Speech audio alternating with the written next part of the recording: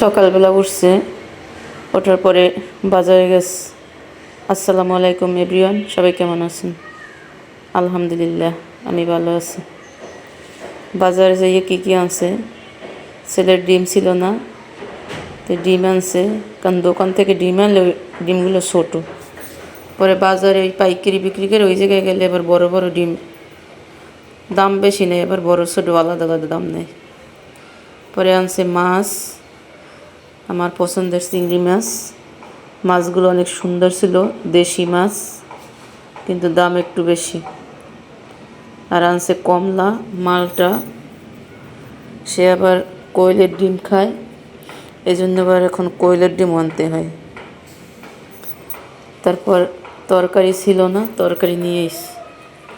পরে আমি সব রাখছি ফ্রিজে, রাখার পর মাছগুলো কাটছি, কাইটে তারপর ফ্রিজে জায়গা নাই, মাছগুলোর একটু তেলে দিয়ে তারপর বাইজে রাখি দুপুরের সময়। বিকেলে এবার রান্না করব, না হয় আবার নরম হয়ে যাবে, কারণ ফ্রিজে একেবারে ভর্তি মশলা মশলি রাখছি, এই জন্য ভরে গেছে। বক্স আছে, এই যে মাছগুলো দিয়ে দিলাম ভাজার জন্য, কারণ এভাবে ভাজলে চিংড়ি মাছ খাইতে সেই মজা। এই তোমার মাছগুলো এভাবে এখন ভেজে তারপর রেখে দিব, তারপর বিকেলে যেভাবে রান্না করব।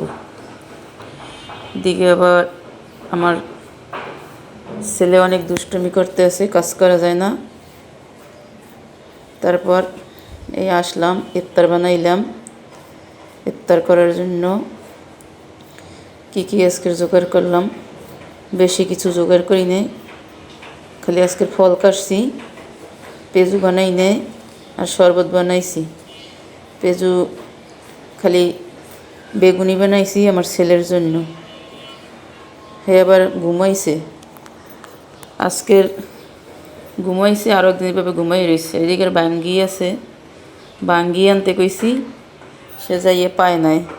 পরে নিয়েইছে কি এই কালারগুলো ভালো লাগে না, এইগুলো বাঙ্গি আনতে হয় কালো কালো যেগুলো, ওইগুলো খাইতে অনেক মজা, কিন্তু সেগুলো পায় নাই।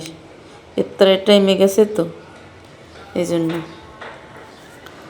পরে আমি একা একাই ইফতার করলাম, আমার বাবাটা ঘুমাই রয়েছে, কি আর করবো। ইফতার করে তারপর রান্না বান্না করলাম। এই যে সেই মাছ ভাজি রাখছিলাম, দিয়ে বাঁধাকপি ভাজি করলাম। আর আগের দিনে তরকারি ছিল আলু আর ওই মাছ, এইগুলো আবার ওই চিংড়ি মাছের সাথে দিয়ে দিছি, না হয় আবার খাইবে না, ওর তরকারি থাকতে যাইবে, এই জন্য। এই ছিল আমার আজকের রান্নাবান্না ভিডিও। আল্লাহ হাফেজ, বিদায়।